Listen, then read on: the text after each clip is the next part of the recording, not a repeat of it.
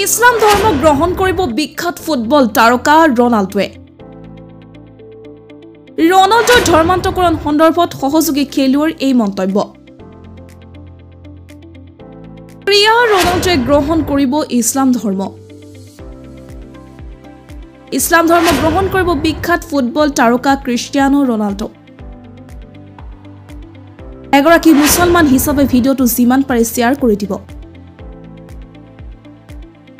লগতে কমেণ্টত আমিন লিখিবলৈ নাপাহৰিব ক্ৰিষ্টিয়ানো ৰনাল্ডোৱে ইছলাম ধৰ্ম গ্ৰহণ কৰিব বিচাৰিছে বুলি সতীৰ্থসকলে প্ৰকাশ কৰিছে ইছলাম ধৰ্ম গ্ৰহণ কৰিব বিচাৰিছে পৰ্তুগীজ ফুটবল তাৰকা ক্ৰিষ্টিয়ানো ৰনাল্ডোৱে সৌদি আৰবৰ জাতীয় দল আৰু আল নাছাৰ ক্লাবৰ প্ৰাক্তন গলৰক্ষক ৱালিদ আব্দুল্লাই এই কথা উল্লেখ কৰিছে ইছলামৰ প্ৰথা আৰু সৌদি আৰবৰ সংস্কৃতিৰ লগত ৰনাল্ডোৰ অভিযোজনৰ বিষয়ে টিভি শ্ব'ত ভাষণ দি আব্দুল্লাই দাবী কৰিছে তেওঁ ইছলাম ধৰ্ম গ্ৰহণৰ বিষয়ে দীৰ্ঘদিনীয়া উৰাবাতৰি সঁচা আব্দুল্লাই কয়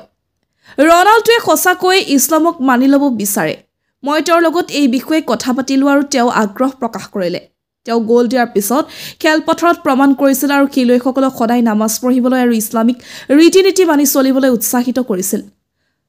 সৌদি জাতীয় দলৰ প্ৰাক্তন তাৰকা ফুটবলাৰ আব্দুল্লাই কৈছে দলৰ অনুশীলনৰ সময়ত প্ৰাৰ্থনাৰ আহ্বান আৰম্ভ হোৱাৰ লগে লগে ৰনাল্ডোৱে প্ৰশিক্ষকক প্ৰশিক্ষণৰ অধিৱেশন স্থগিত ৰাখিবলৈ কয় আব্দুল্লাই কয় আৰম্ভণিতে মই ক্ৰিষ্টিয়ানৰ ঘনিষ্ঠ আছিলোঁ কাৰণ তেওঁ দেশৰ সংস্কৃতি ক্লাব বা অন্যান্য দিশৰ সৈতে পৰিচিত নাছিল তেওঁ কৌতূহলী আছিল আৰু মোক প্ৰায়ে কিছুমান বিশেষ প্ৰশ্ন সুধিছিল আব্দুল্লাই উল্লেখ কৰে যে যোৱা বছৰৰ মে মাহত আল নাছৰৰ হৈ গোল দিয়াৰ পাছত ক্ৰিষ্টিয়ানো ৰনাল্ডোৱে খেলপথাৰত চেষ্টা কৰিছিল তেতিয়া দলৰ সকলো খেলুৱৈ একত্ৰিত হৈ আল্লাহ আকবৰ বুলি চিঞৰিলে প্ৰাক্তন গলৰক্ষক আব্দুল্লাই কৈছে ৰনাল্ডোৰ নম্ৰতা অনুশাসন আৰু খেলুৱৈ হিচাপে দায়বদ্ধতাই তেওঁক এই পৰ্যায়লৈ লৈ গৈছে